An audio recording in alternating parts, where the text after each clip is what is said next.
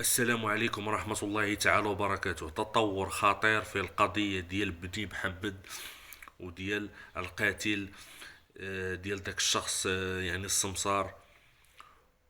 وكاين واحد الصدمة كبيرة، من ناحية ديال الساكنة اللي كاينة في بني محمد، أو الرأي العام المغربي، وأيضا الصحافة المغربية التي تعاين هذه القضية في عين المكان. تطورات خطيرة وصدمة كبيرة، يعني جات بها الضابطة القضائية والشرطة المحلية وأيضا الكلاب المتدربة اللي كاينة تعاين مع هذه الشرطة. يعني الكلاب المتدربة اللي كتقلب على الأشلاء ديال الجثة، لأنه قطعها وقطع يعني فصل اللحم على العظم. ايضا لقاو في المنزل ديالو انه الكبده كيشويها، ولقى البقايا ديال الكبده مشويه، وكان يعني كياكل هذاك يعني هذا يعني بحال كنقولوا الزومبي، ذوك الافلام ديال الزومبي. وبحال هذوك الاخوان، يعني شي حاجه خطيره خطيره جدا. الجديد اللي كاين في هذه القضيه والجزء الثالث اللي غنتكلم عليه هو ان من خلال الشرطه القضائيه، باش كانت كتقلب على الاطراف والاشلاء ديال داك السمسار مسكين اللي قتلو في المرحاض التابع للمسجد اللي كيخدم فيه هذا القاتل هذا، لقاو اجزاء واطراف بشريه لشخص اخر. يعني عندنا جوج ديال الضحايا الاخوان، جوج ديال القتلى. وتثبتات على ان واحد الزوجه كانت دارت واحد الشكايه وديكلارات للشرطه بالغياب ديال الزوج ديالها خلال رمضان، كنظن يعني من بعد شي شهر كانت ديكلارات تقريبا. فتثبتات هاد الاطراف البشريه كتعود للزوج ديالها. والشرطه يعني خبرات هاد الزوجه بان هادوك الاطراف اللي لقاوها مرميين في الخلا كتعود للزوج ديالها. ومنين دخلوا للمنزل ديال هاد القاتل لقاو واحد لاليست ديال الاسماء ديال الناس هادوك. كنظن على انه كان كيتربص بهم، وكان ناوي تا هو انه يصفيها لهم.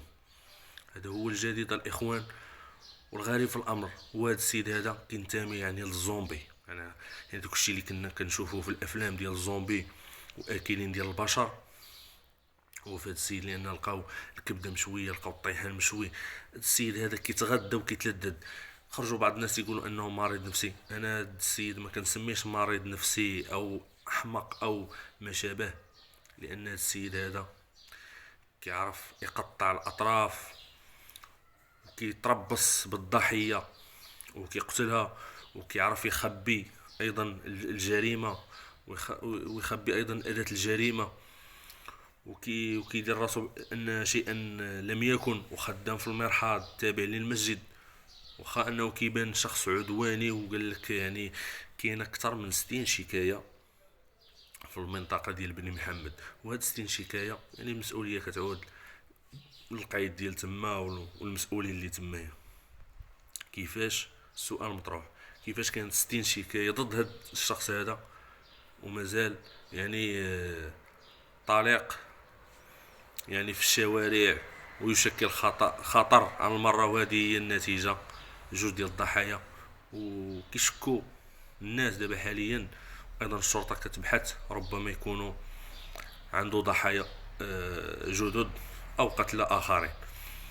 بالاضافة الاخوان، من لقاو واحد لا ليست ديال هاد الناس، يعني هاد الشخص عنده واحد العقلية اجرامية. عنده واحد العقلية بحال اللي كنقولوا حنايا متطرف. انسان متطرف بهذا المعنى هذا. يعني كيفكر في القتل فقط، وكيتلذذ في الطريقه ديال التقطيع ديال الاشلاء البشريه. يعني هذا شخص ما كنسميوش حنا احمق او لا مختل عقلي، لانه كيعرف شنو كيدير.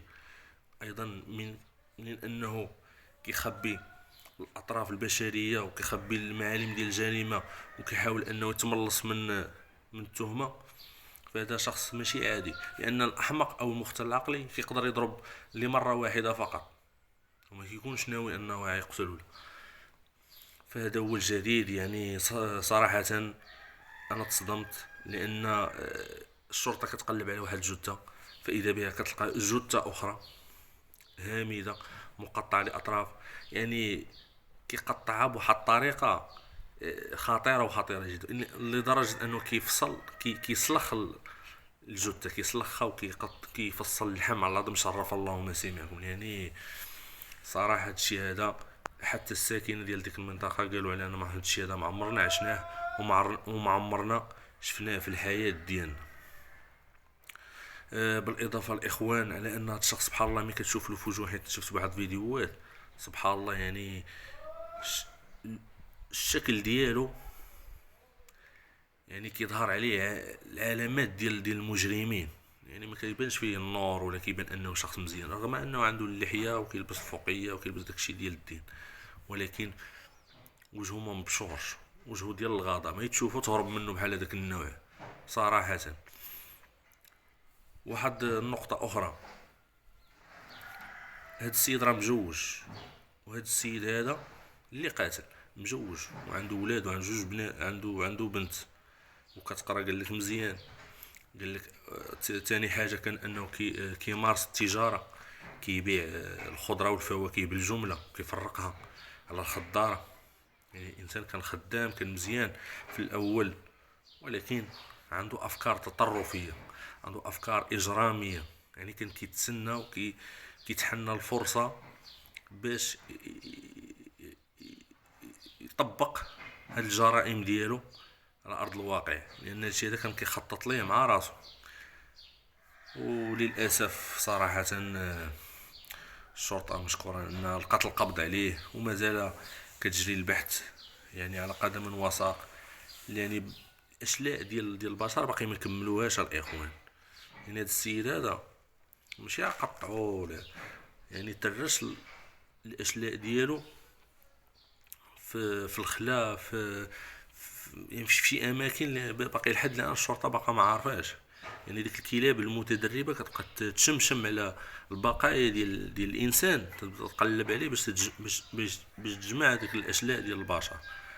ونسأل السلامة والعافية. كنتمناو غير يكونوا غير جوج ديال الضحايا فقط، كنتمناو ما نسمعوش يكونوا شي ضحايا اخرين. ورحم الله هاد الناس مساكن اللي ماتوا، الله يرحمهم، غصبهم في الابناء ديالهم. وهاد المجرم هذا راه خصو المؤبد او للاعدام.